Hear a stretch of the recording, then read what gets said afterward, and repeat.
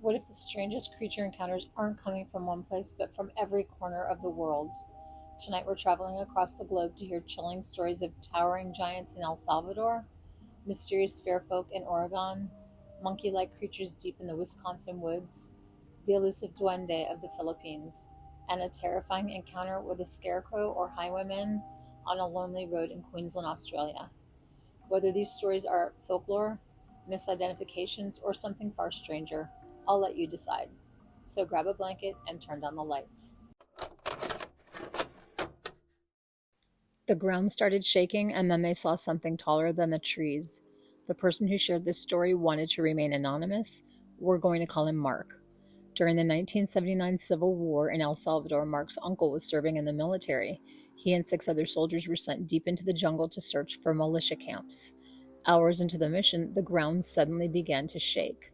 At first, they thought it was enemy activity. Everyone dropped down and hid, but then they saw something none of them could explain. Moving through the trees in the distance was what Mark's uncle described as a giant. Not a large man, not Bigfoot, a giant. He said it looked almost human, like something straight out of Jack and the Beanstalk. The trees blocked most of its body, but he estimated it was as tall as the tallest trees around them. The ground continued to tremble as it walked. Terrified, the soldiers stayed hidden. One of the men wanted to shoot it, believing they could become rich if they killed it. Their commanding officer immediately ordered everyone to stand down. Nobody wanted to find out what would happen if the creature noticed them. Eventually, the giant disappeared into the jungle. The men waited, afraid there might be more. When they finally returned to the base, nobody believed them. The helicopter pilots laughed at the story, saying they flew over the jungle constantly, and they would have seen something that large. But every soldier described seeing the same thing. One said it appeared bald. Another thought it wore something like a loincloth. Mark's uncle always admitted he never got a perfect look. He only knew 3 things. The ground shook, something enormous walked past them, and whatever it was looked human. Years later, people asked him the same questions. Where are the bones? How could something like that stay hidden? His answer never changed. I don't know about any of that. I only know what I saw. Some family members believe it may have been a spirit. During the Civil War, many people claimed paranormal events became more common because of the violence and loss of life surrounding them. But one question still remains. If it was only a spirit, why did the ground shake? So, what do you think this was? Have you ever heard of people seeing giants anywhere? If so, leave it in the comments. She looked away for 1 second, and someone was suddenly standing inches from her face. Colt still can't explain what happened that summer night in 2023. They had always been spiritually sensitive. Growing up in Oregon, Colt experienced strange paranormal events for most of their life. The neighborhood they lived in sat on ancestral indigenous land, and they'd already had several unsettling experiences near a local elementary school. But nothing compared to what happened at 4 o'clock in the morning. At 18 years old, Colt was riding their longboard home alone after leaving their boyfriend's house.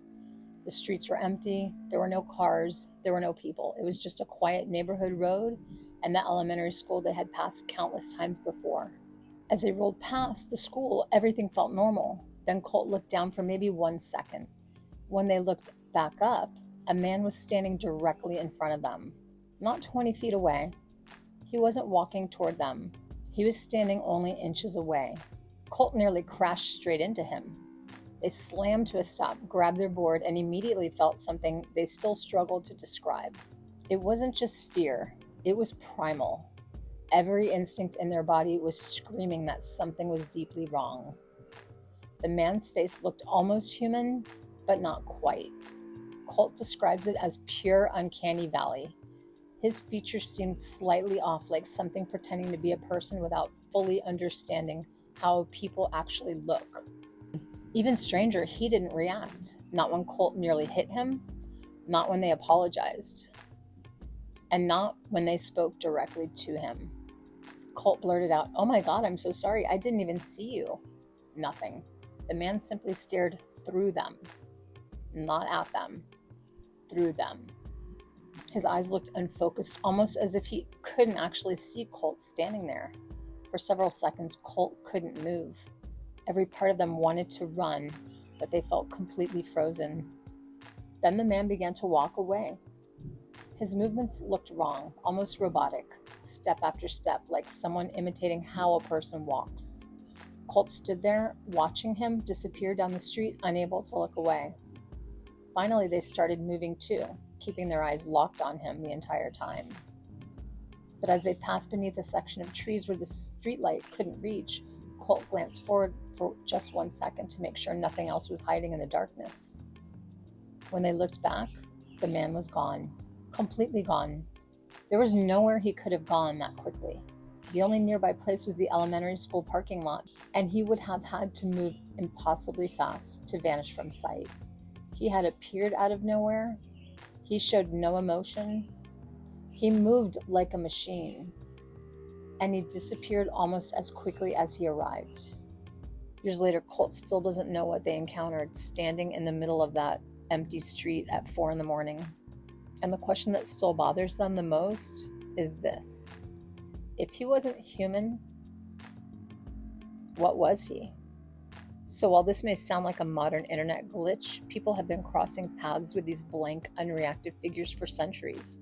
In traditional folklore, they were called fair folk or changelings, beings that could mimic human skin but lacked human souls, often sporting fixed, vacant stares that looked straight through you. Long before Reddit threads and creepypastas, our ancestors warned us about quiet streets, sudden appearances, and the overwhelming dread of locking eyes with something that is trying its best to look human. So, if you've ever experienced anything similar or you have anything to share with Colt, please leave it in the comments. I will be sharing a link with them to this video. He thought they were coyotes until one stood up. The person who shared this story wanted to remain anonymous, so we are going to call him Ethan. Ethan was spending the summer at his great-aunt's farm in rural Wisconsin when he noticed several pairs of glowing yellow eyes watching him from the tree line at about 1 a.m. At first, he wasn't worried. Coyotes were common on the property and often came after the chickens and cats. Then one of the creatures let out a screech. It was not a coyote, it was not a bobcat, it was something else. And then it stood up. Ethan froze. The creature was only about 3 or 4 feet tall, but it was standing upright. As his eyes adjusted, he realized there weren't just 1 or 2 of them, there were 5. They had hands, their faces looked strangely similar to baboons, and they were all staring directly at him from the edge of the forest. Ethan slowly backed away and rushed back into the farmhouse. That night, he could hear movement outside. The next morning, several chickens and cats on the property had been unalived. The chicken enclosure hadn't simply been opened, the wire cage had been torn apart. Even the ceiling was reinforced with wire to keep predators out, and it still had been ripped open. Whatever Ethan saw had gotten inside.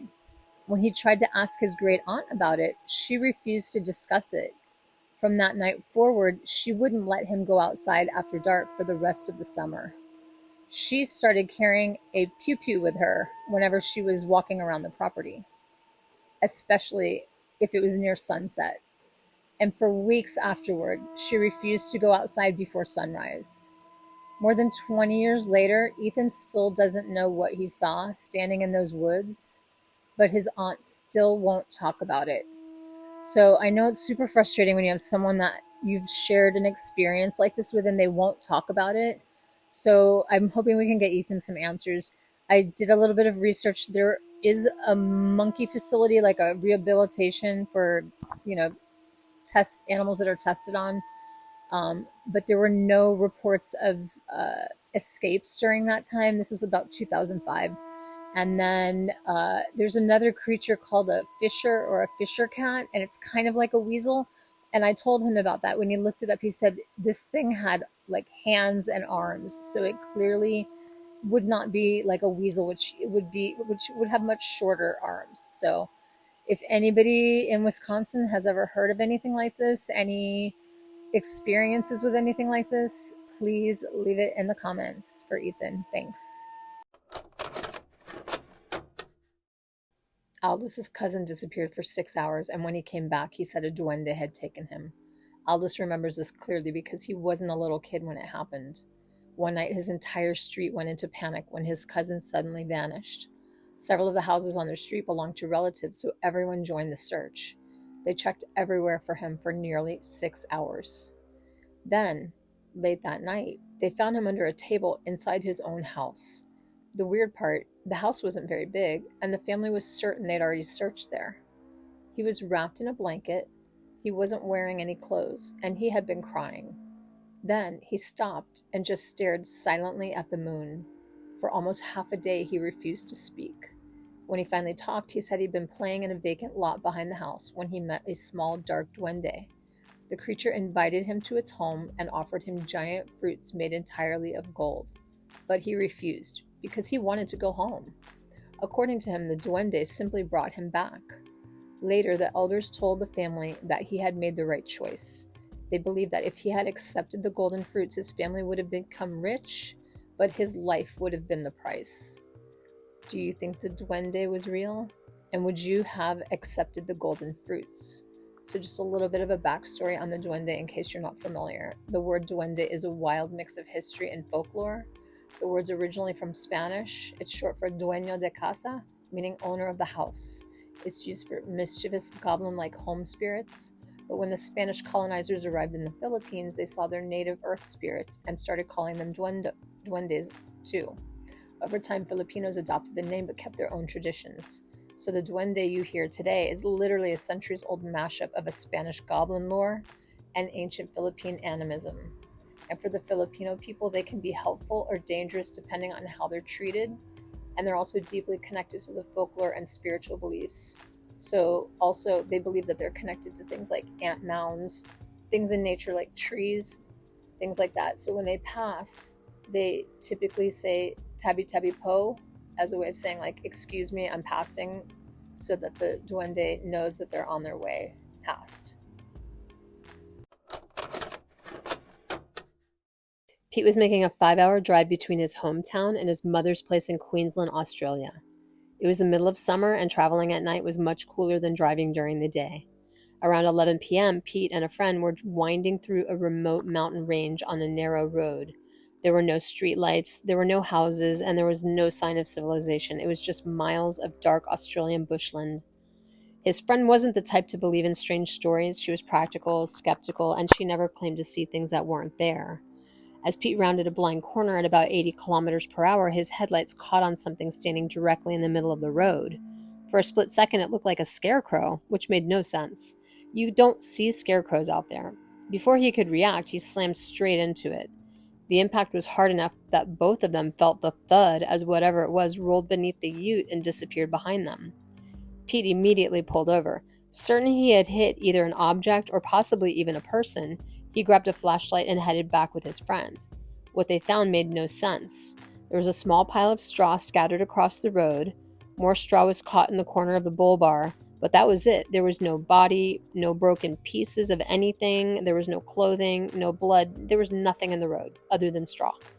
Pete switched on every light he had on his ute. Spotlights, light bars, everything. The road lit up for hundreds of meters in every direction.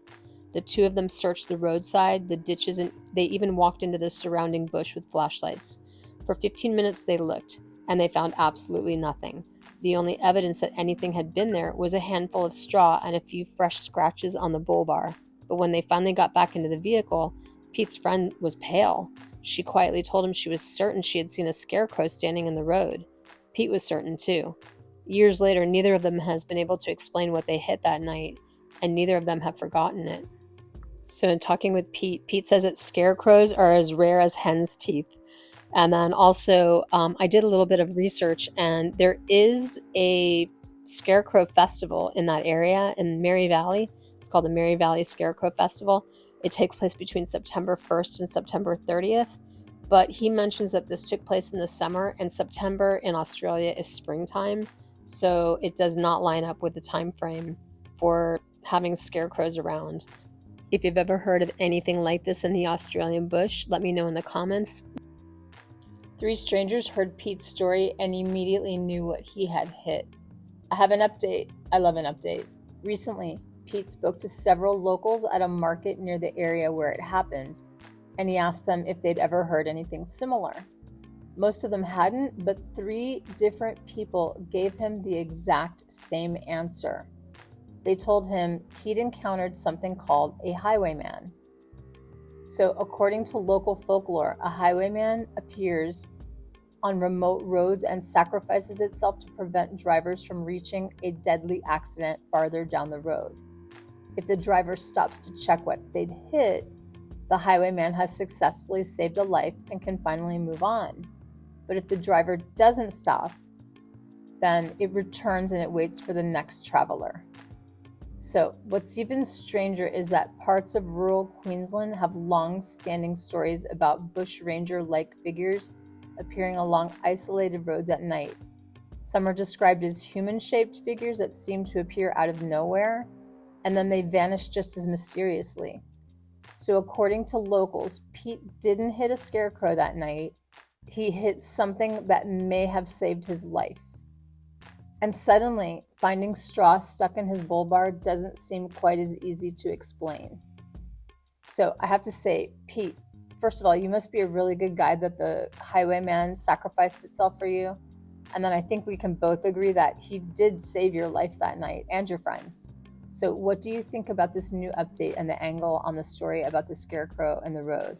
I find this fascinating. I absolutely love folklore and legends from different areas, especially when it correlates with a true scary story. If you do have any comments for Pete, please leave them below. I will share them with him. If you made it all the way to the end, thank you for spending part of your night with me.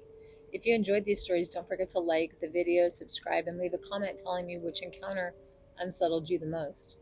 And if you've experienced something you still can't explain, a strange creature, a haunted place, or anything that made you question reality, I would love to hear your story. You can send it in and it might be featured in a future episode.